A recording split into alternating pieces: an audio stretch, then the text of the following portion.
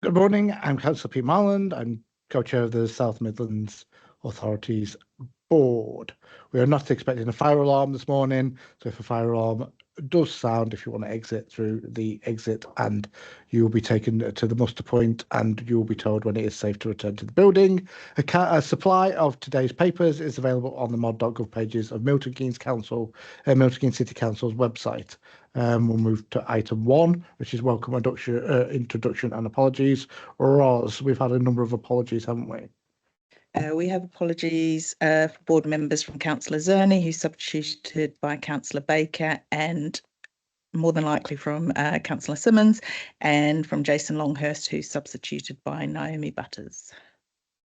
Thank you. To save time and effort and duplication, rather than going around and introducing ourselves for Naomi, if you do speak during the meeting, can you just sort of say who you are and which authority you represent? I'm sure that would be very helpful. So move on then to item 2. Is the board okay for me to sign the minutes of the meeting held on the 25th of November 2025? Because of the microphones, I'll take silence as assent. Great. Moving on to item 3 then, declarations of interest. Do any members have any items of pecuniary interests, or officers have any pecuniary interests in the business to be transacted? Nope, so noted. So moving on to item 4, Get Britain Working and Connect to Work update. Vicky. Thank you, Chair. Yeah, say a few words, if I may, on this particular item. What a fantastic start, basically. Hundreds of participants in this scheme. I think it's an amazing start. This is going to change people's lives effectively, and even more so with the current global situation. I think this is really important. And a positive BBC piece is always welcome. I'm sure we'll all agree with that. So, no, well done, Vicky and the team, for this amazing start. Thank you. Great. Vicky, you anything to add? Yeah, not really a lot to add. So Get South Midlands Working, Connect to Work, both about getting people into work and getting to an 80% employment rate. And as Martin's already outlined, we've had a really strong start to the Connect to Work programme. Over 300 active participants currently on the programme across the 6 authorities. And we've already had a number of people who've started work. And as Martin referenced, we've got a case study that the BBC put out, sort of showcasing one of those people who's been supported into work already. So a really positive start. Thanks, Chair. Thank you. Any member of the board want to contribute? Super. We'll move on then to item 5, which is Local Innovations Partnerships Fund update. Vicky. Thank you, Chair. So an opportunity arose a couple of months ago through UK Research and Innovation to bid for some local innovation partnership funding. So nationally, there's been a pot of 500 million available, and this is really focused on bringing together local innovation partnerships made up of that triple helix model of or local authorities, businesses and universities. Within our area, we had the opportunity to bid through the competed strand, as we're not an established mayoral authority area, to bid for up to £20 million to develop a high potential cluster. And it's a highly competitive fund, so we anticipate that they'll only award probably about 6 across the country. The deadline for expression of interest was mid-February. And when we started to develop, there was sort of 3 distinct project proposals that were sort of coming forward, one in Milton Keynes, one that Cranfield were leading one on, and one at Silverstone. And actually what we recognised was that there was the opportunity to bring them together and actually sort of present a sort of stronger regional proposition rather than sort of individually, and that there was actually quite a lot of sort of common strengths and opportunities between the 3 bids. So during January and February, a number of partners came together across those 3 bids to put together a single interdependent portfolio of projects, really sort of built around the concept of having an innovation circuit within this region. So linking some of those sort of strong assets together, recognising our strengths in motorsport, engineering and design and advanced manufacturing, as well as connected and autonomous systems and the smart city technologies around Milton Keynes, and also some of the space science and engineering over at Westcott in Buckinghamshire, and then supported by some of the strengths in the universities we've got in this region. So particularly the sort of AI and data science at the Open University, the aviation and the sort of drone technology and advanced air mobility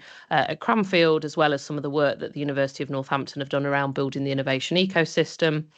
The Open University have sort of led on submitting the bid, and if we are successful, we hope the funding will help us to sort of strengthen the clusters that we've got in the area, looking at kind of knowledge exchange funding to further collaboration between businesses and academics, as well as innovation funding to help small businesses to innovate and develop new products.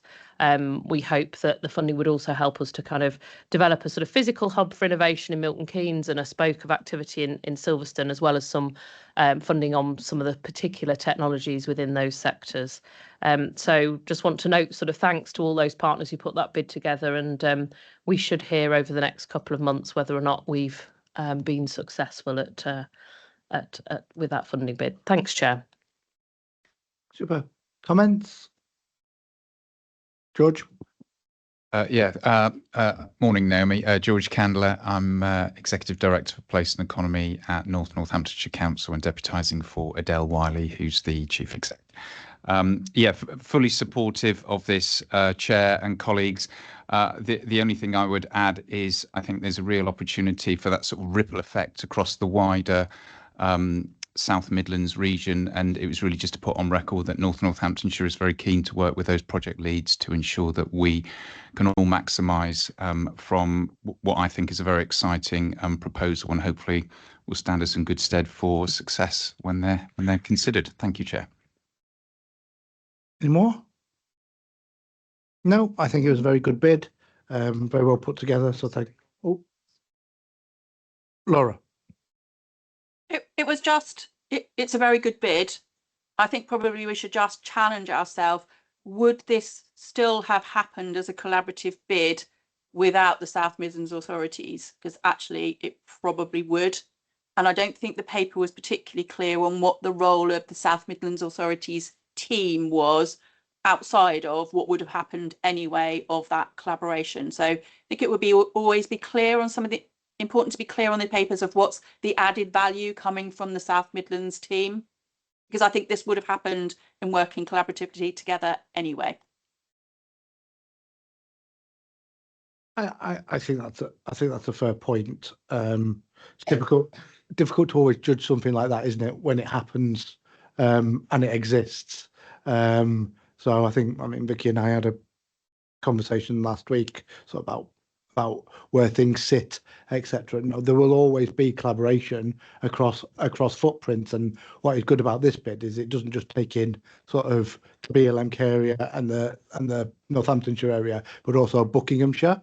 And I think that's the thing, and that's the point we've always made, is that regardless of where we end up in devolution, we still have adjoining areas, so Buckinghamshire, Cambridgeshire and Peterborough and Oxfordshire, that we will have to work with across a joint patch. And we're coming on to the Business Board and Economic Growth Strategy, and I'm going to say something about that there. But I think it's good that it was pulled together. But would it have been pulled together if it was just one council pulling people together? Probably. But because we had that capacity, we were able to do so. Stuart. I don't disagree with any of those comments, but I think it was George's view that what the SMA allows, and it's the how do we collaborate rather than working in silos as we go forward. I think there are opportunities in this bid for each and every member of the SMA to make sure that collaborative working does continue as we go forward. So, the bid, I think, would have happened regardless. Would then the collaboration thereafter, I suppose, is a bit of a hypothetical question, but nevertheless, I think it does help to frame those conversations as we go forward. But as you rightly say, Oxcam has probably got similar opportunities. If Oxford knocked on our door, we'd probably talk to them as well. But it does give us that central view, if you like, of how we move it forward. Thank you, Chair. Thank you. Vicky, do you have anything to add at the end? Or are we? Oh, okay. Is the board happy to agree and note the report? And good luck with the bid. Moving on to the business board and economic growth strategy, Naomi.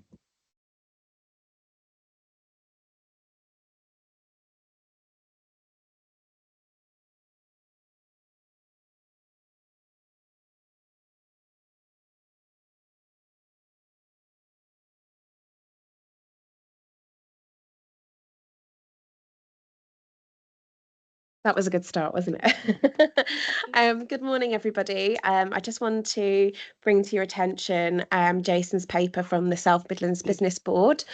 As pointed out from the last South Midlands Authority Board meeting, it did not endorse the South Midlands Economic Growth Strategy.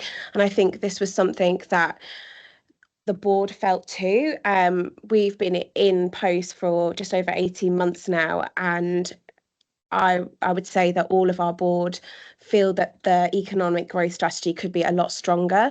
So when we last met, we discussed actually going back and having a revised version of this strategy, which looked at the new announcement of the new towns. It looked at the economic significance of Universal Studios, and it looked at bringing together some more data on the fact that the South Midlands is a really great place to live and work as well.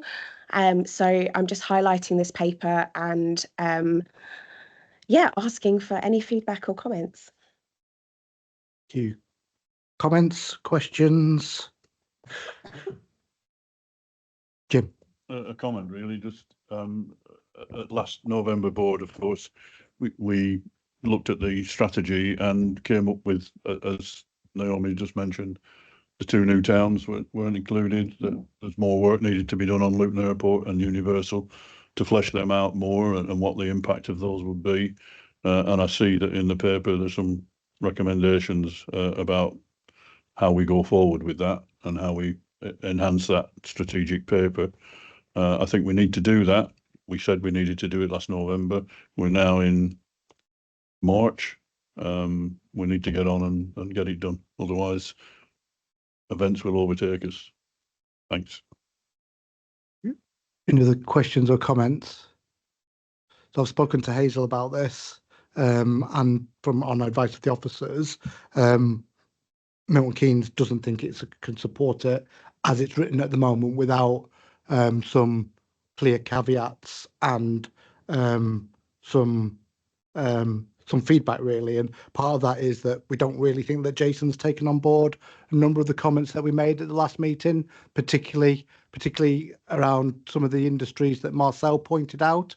It does feel a little bit like we've sort of being asked to spend £60,000, which is not an insubstantial amount of money, to effectively not just go back to the start, but to produce a baseline on something that this council has actually passed a motion against. And we were very, very clear, I was very, very clear that any economic strategy going forward needed to be very clear about Northamptonshire and BLMK being discrete areas with an overlap, and it is not referenced in this paper, and it does feel a little bit like this paper, including the email from the board chair to all the business board chair to all the business board members, particularly on spatial planning areas, that it seems to be building a baseline for something that this council can't agree with, and that is that Northamptonshire and BLMK are a single economic area, because it does reference in the paper that this is going to be used to sort of future funding bids, and to quote, strategy can act as a shared economic framework for all 6 authorities. We can't sign up to that because we actually have a motion passed at our council and from the executive to say we can't sign up to that. And so we would be very, very clear that we would want, if we agree to spend this money, it would be provisional, contingent that you bring the board, not Jason, the board, bring back some very clear outline of how it can be future-proofed if these two areas don't go forward as an individual authority for devolution. For instance, the government have been very clear with its spatial area that it favours BLMK, and I know there's a consultation going on about that, but also that BLMK area would be the favoured footprint for devolution. And I know that our suggestion as the BLMK authorities is that we were going to write to government, or what the suggestion is we're going to write to government and ask what that means, and ask for a meeting with the minister. But if Milton Keynes Council and Luton are to sign up to that, we would need it be the board, this decision to be provisional, and then we would have to have a further, before the next meeting, you would have to send us some paperwork to say, sort of like, this is how we intend to actually listen to what you have said. Now, I don't blame the board in any way for this, because I think that the chair definitely promotes some of his own view too often, particularly in the press. I Googled, I can't find quotes in the press from any other business board chair other than the South Midlands one. I think that's wrong. I think the board is there to advise us, but if we sign up to this, we need to be very, very clear that it is not a blueprint for devolution, and it needs to be devolution proof for the future, because it's a lot of money to spend on something that might only last 6 months. John.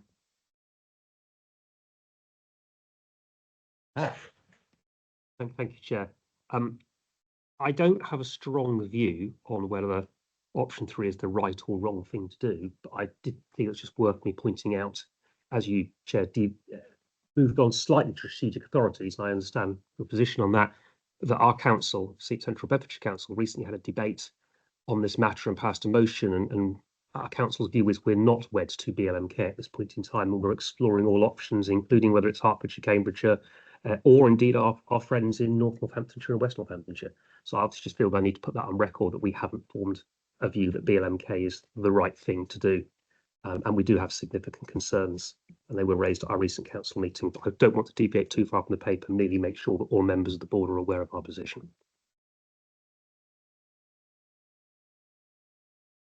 Naomi. Thank you for those views. I think just to say that as the representative from the board, I would say that all of the businesses on that board really want to work collaboratively and see the economic growth strategy as something that will bring business opportunities to all of the South Midlands. But I will take your points back to Jason. Thank you. Through Jim. Jim is the business representative on the board's representative on this board's representative on the board, and it would be helpful if you relayed to the board's chair, the business board's chair, the business board is a sub board of this board and advises this board and needs to take politics into account. If it doesn't, there is a problem, and that problem is diverging, and it is becoming very, very apparent. That is not a criticism of businesses on the board, nor the way that the board debates things, but it is a critique of the way that it is being led. Effectively feels very much, and I've spoken to Hazel about this, feels very much that there is an individual agenda being pushed back to us. Just to be very clear that the business board is advising this board. This board does not have unanimity on the future of devolution and footprints. We all agree that it is fine to disagree and to have collaborative conversations. It is not fine for the business board for the business board leadership, I suppose, to sort of come back and go, no, you're wrong, and we're going to do this anyway. And I think that needs to be sort of impressed. Jim. Yeah, thank you. Sorry.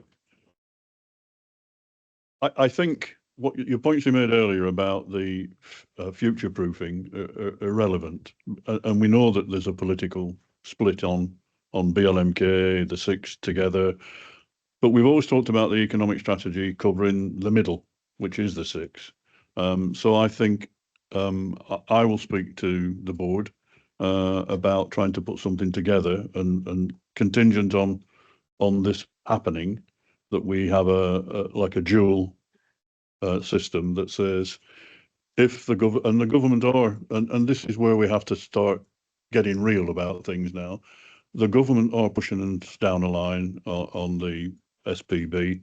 That's mandated. We can't move away from that. And therefore, if we don't try and embrace something of working together, whether it's devolution or whatever it is, we're going to be pulling against a stricture that's been imposed on us, if you like. So if we don't try and move forward and resolve this, then the first step in resolving that is to have a dual function from the economic strategy that can separate the two, whatever happens in the future. Thanks. Noted. So with the caveat that this is endorsed subject to the business board through the chair and the main board representative coming back with how it intends to approach that sort of collaborative model as opposed to a single South Midlands model. Is that agreed? Oh, Stuart. Sorry, I'm just conscious the next meeting will be June, Chair, and whether that acceptance, again, subject to the caveats that you've said, could be done prior to and therefore via email or further discussion. So just to clarify that point, Chair. Yeah, I think that's what's intended. Don't intend to wait for the next meeting. I think sort of if those reassurances can be provided as soon as possible, but it's also not just in the reassurance of getting a piece of paper and getting the money, it's then in the reassurance that actually it will be carried through, and that requires the confidence to believe that that's what will happen, as opposed to that is what is being said. Are we happy with that? Super. Now on to something that I'm sure won't be contentious at all. The South Midlands Reserve Report. Vicky or Abdul, are you doing this? Yeah. Thanks, Chair. So at the last meeting in November, when we brought the finance report, we outlined some sort of initial options in terms of the use of South Midlands reserves, and this paper sort of provides further detail and some options for consideration. So in section 3, what the paper does in the table under 3.5 is outline the current reserves that we are holding on behalf of the South Midlands authorities. And you can see that totals currently £7.4 million. Some of those reserves are unring fenced and some of them are ring fenced, and that is indicated in the table. What the table doesn't include is the actual kind of in-year running costs of the services that are delivered in the South Midlands. So that's namely the Growth Hub, the Careers Hub, and the Connect to Work programmes. And it also excludes the Growth Hub Capital Grant programme from this, which was sort of previously agreed by this board. So under 3.6, there is a table of what is available for consideration for alternative uses. And that is split into revenue and capital amounts, but between the two totals just under £4.4 million. Before we get on to options, just a few points around the contingency that we currently or we hold as the accountable body. So when we took the services over in April 2024, at the time we had an agreement that the reserves we would always hold at least £1 million as a contingency. To make sure that we could kind of fulfil our role as accountable body, ensuring we'd got that sort of protection against any sort of financial, operational or legacy liabilities arising from the South Midlands services. As part of this sort of options paper, we've put we've done a sort of recent sort of reassessment of that. And the feeling is that with sort of some of the additional liabilities, with additional programme activity, having sort of had sort of staffing in place for longer, some of the staffing having now transferred onto West Northants terms and conditions, meaning that kind of the sort of redundancy liability increases, our sort of recommendation as the accountable body is to ensure that we can continue to be prudent and responsible in our stewardship of these reserves or resources, that we need to retain £1.5 million as a contingency to make sure that we can kind of continue to fulfil our responsibilities as the accountable body. So Section 5 then provides some options for use of the reserves. And I guess the first point to note is that these reserves transferred from SEMLEP, they represent a finite and non-replenishing fund that was initially or originally intended to be used to support regional economic growth.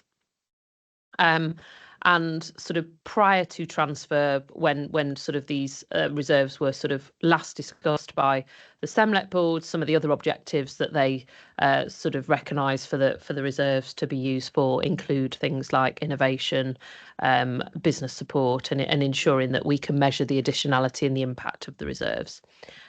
So 3 options for consideration: targeted investment in regional programmes and activities. So we published the Get South Midlands Working Plan in the autumn.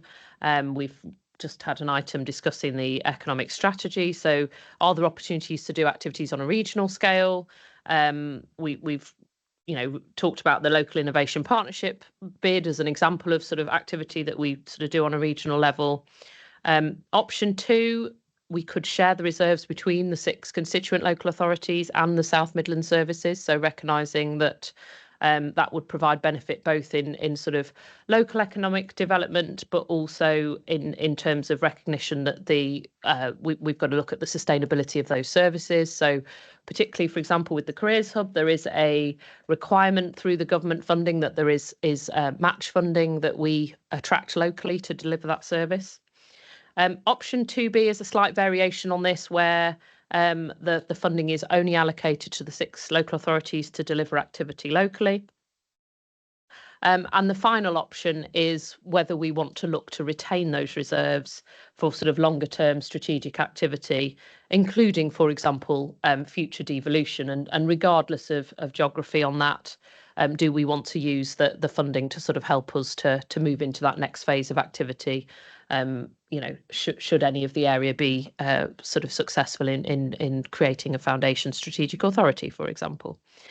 The last sort of area is really just around governance. So when we took the services over, that we had agreed heads of terms for an inter-authority agreement.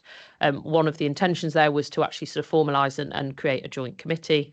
In making this decision, I think the board just need to note, either the option is that we sort of progress to do that to make the decision, or if not, just to note that the decisions would be made in individual delegated powers from each sort of board member, and therefore need to sort of follow obviously any processes within each authority that support that. Thank you, Chair. I will hand over for discussion and questions. As you know, I'm fairly agnostic on how the funds are split. I just on 1.1b, because this council has a motion pertaining to that, and as does Luton, we can't establish a joint committee, and therefore we would have to go through our own governance processes. But just to kick this off, as I don't have a preference. Milton Keynes doesn't have a preference on the funds.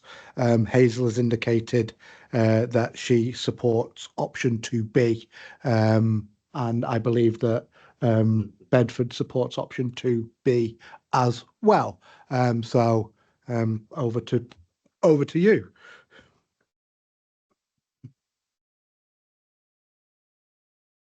I propose that we accept option 2B. Any further comment, John? Yeah, thanks. We're happy to accept option 2B as well, but I would like to get some clarification. So in the recommendations, it says that 1.1d, agree the proposed £1.5 million contingency is retained. Now, when we spoke earlier on, Vicky, you said that there were 20 members of staff. So I assume this is for redundancy purposes, but that's £75,000 per member of staff, which seems quite generous.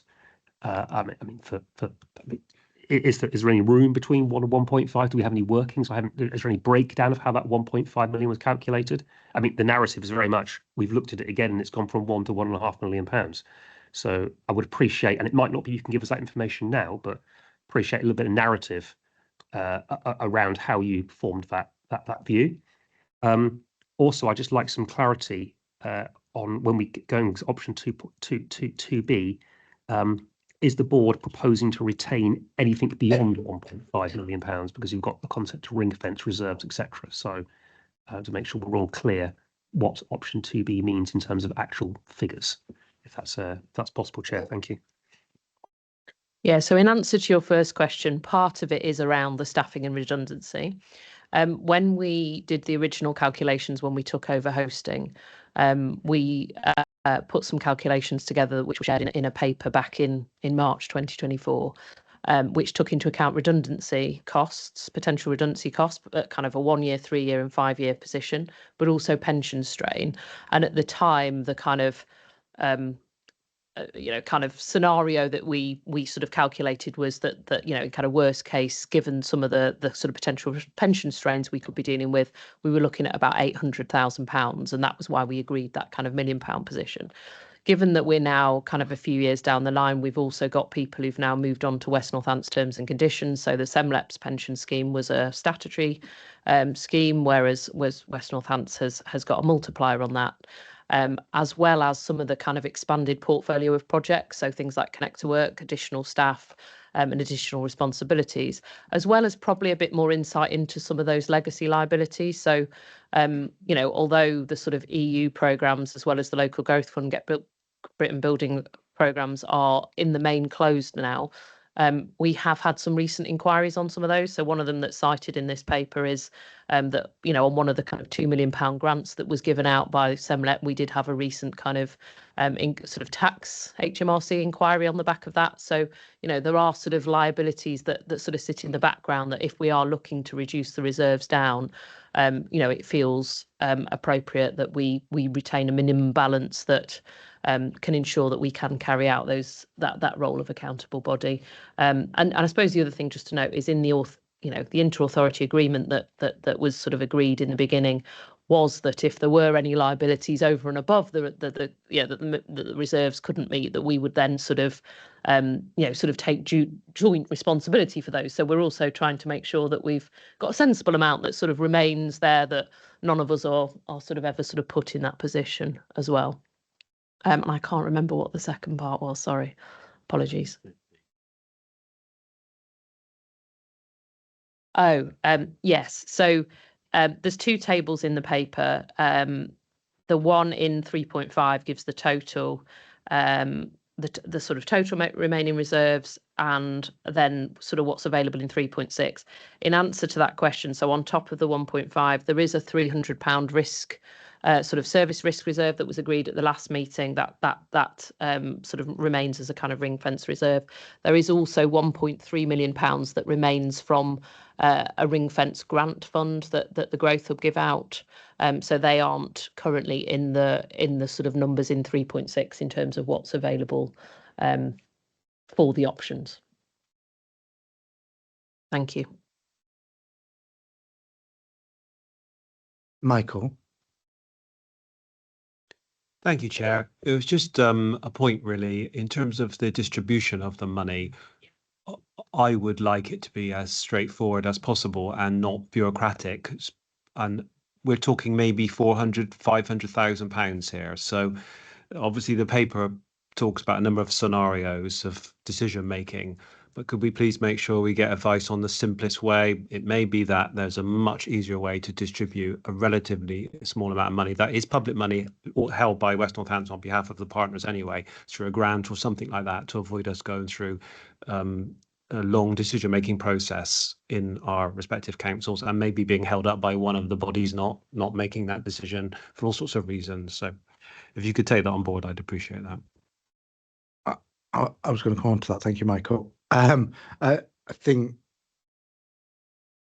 my view, having sat on the SEMLEP board with Martin, George, for a while, is that the money that's effectively come to us was basically passported through from the old LEP functions, and that money wasn't sort of granted on, you know, size of authority or number of businesses in authority or whatever. It was basically sort of, we were a number of authorities that also included at the time Aylesbury Vale and Cherwell, and at one point the county was out and then the county was in. I'm sure we all remember those heady days.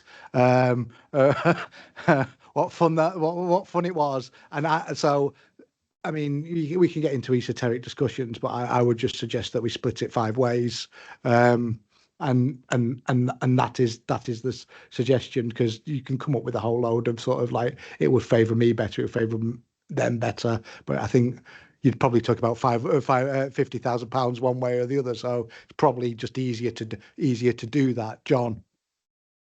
Chair, I thought I heard you say 5 ways. Did you mean 6 ways? Oh, yeah. Unless Milton Keynes are forgoing their Yeah. share. I don't know. The generosity of the government's fair funding, maybe. It's my last meeting, but I'm not that generous, John. Yeah, 6 ways. But I think that's probably the easiest way to do it, to be perfectly honest. And because I think there's like all options, isn't there, around businesses per head and things like that. And I think just 6 ways seems the easiest, unless we want to ring up Buckinghamshire and Cherwell to see if they want to share as well. But no, I don't want them to have a share. Stuart. Yeah, thanks, Chair. In answer to Michael's question about bureaucracy, I think the paper identifies that there may well be individual rules for members to get happy with their back office. That's all we're saying there. We've got leaders around the table. If leaders say they're happy with that, then we're not going to be checking on your delegations or anything. It's really up to yourselves to have that in place. So I think that answers that question. As a host, we will do whatever the board requests and requires in regard to that. In terms of the how we split that, I think there have been a number of meetings where a number of scenarios have been put forward, from shared prosperity basis to population. It is actually the first time I've heard anyone say, let's just split it 6 ways, if I'm honest. So again, I just wondered whether there needed to be a discussion on that particular point. But in terms of the bureaucracy, we're just here to implement the board decision. Thank you. So I'm proposing 6 ways, unless anybody has a massive objection to that. George and then Jim. I'll clearly let the board members determine the split. I just wanted a couple of points really relating to the paper and the 1.5 contingency. I absolutely agree that we need to ensure that there's sufficient contingency in there, and obviously there's been a question around that. I'm just wondering, through you, Chair, whether the detail is provided to a board member that's got the financial responsibilities, just so that the board has got that oversight of the detail as has been raised by Councillor Baker, just so that we're satisfied. I know WNC are audited, but I just think for transparency and an auditing purpose that may be helpful as a suggestion. That was my first point. The second point was the report also mentions the outstanding loans back to the board, and I'm very cognizant that one is clearly got Northamptonshire's name on. So what I would like to do through yourself, Chair, is to bring a short paper back on that particular loan to the next board meeting in June, if I may. Thank you. Thank you. I can never remember which loans are which. I think it was Corby. Is it Corby Electric? Corby Electric. Yes, I'm happy to do anything in the remaining couple of months to look at the finances and sign that off as chair. I do think just on the whether it's 1.1 or 1.5 in terms of contingency, it's sort of like, in one sense, dancing around the head of a pin, in that I think Vicky pointed out that if we as a board decide, oh, actually no, the contingency shouldn't be 1.5, it should be 1.1, and then some additional cost pops up and we don't have the money in the South Midlands sort of ring-fenced account, we have all agreed that would be our cost, and therefore the bill would come back to the authority anyway. So as an accountant in a former life, an accountant will tell you any good contingency will always have a contingency.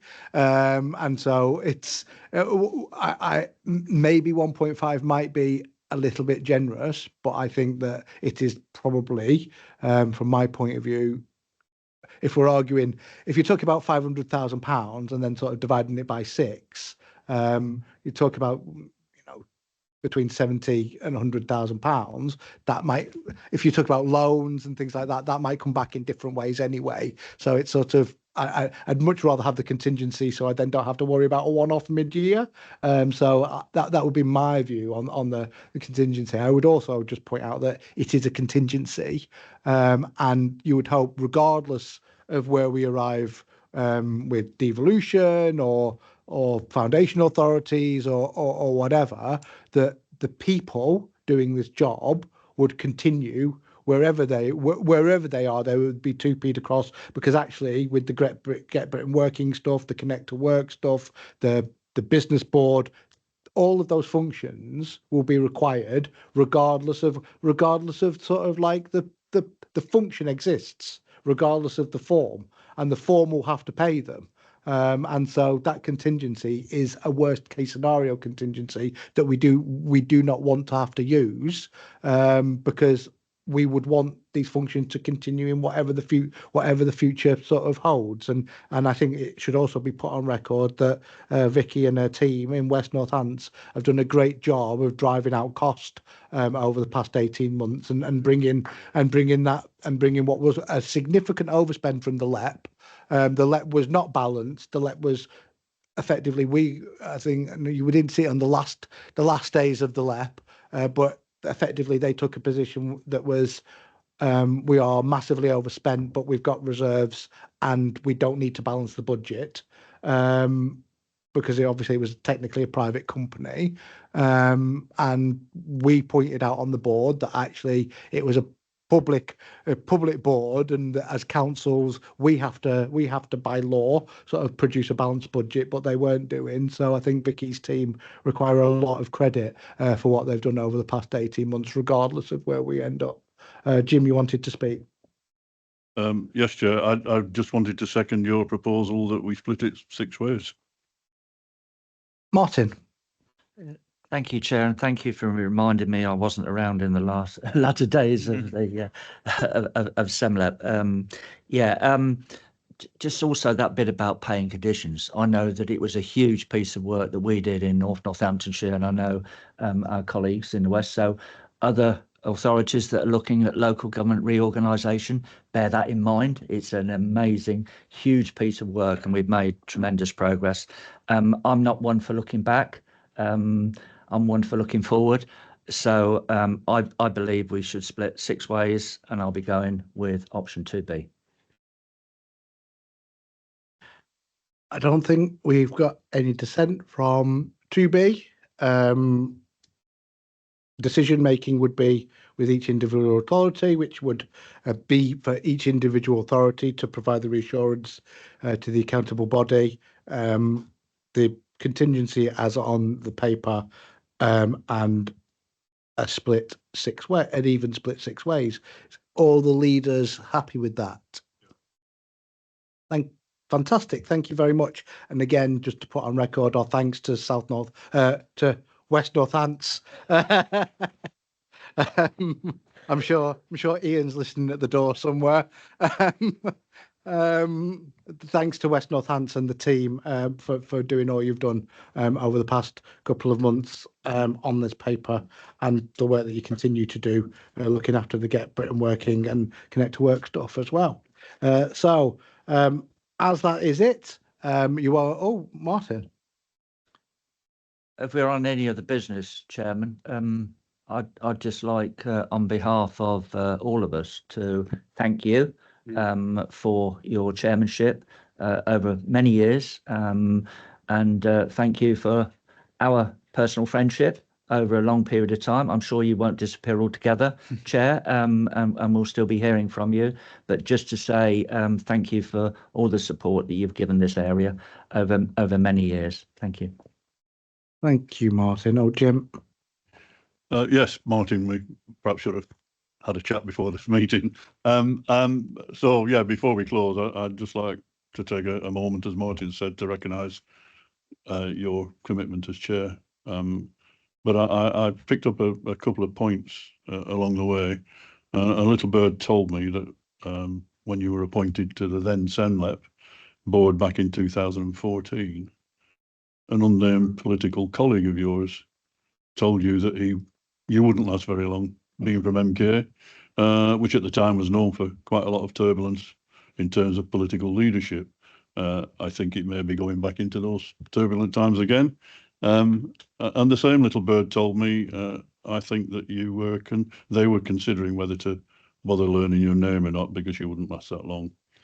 So, but now, except for Hazel, and we've had news about Hazel, which I'll come on to later, you're now the longest serving leader around this table, and indeed throughout the region.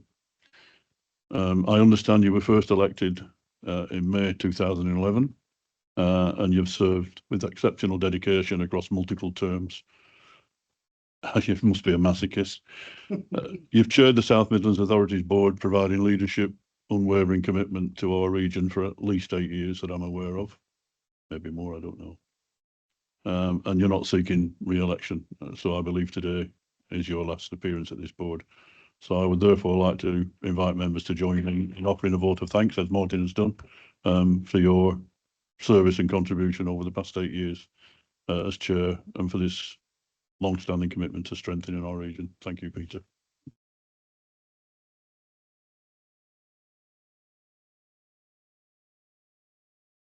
I think I know what it's like to be at your own eulogy now. Thanks, Jim. Thanks, everyone. And again, she's not been able to log on, which is a bit of a shame, but I think most people have seen Hazel's news today. Yeah. I think she's one of the longest serving leaders in the country, not just in this area. And she's done fantastic 19 years. Yeah, she's done fantastic things for Luton, particularly with the airport expansion, and I'm sure the people of Luton will miss her. Yeah, I mean, it is what it is. I just always think that you can agree to disagree in turbulent times. I think you can agree to disagree, but you can always do so with a wry smile and a bit of good humour, and that will take you a long way in life, I think, and that's the top and bottom of it. Thank you very much indeed. I think your next meeting is in June, and I look forward to your emails to sign stuff off before I go. Thank you very much indeed.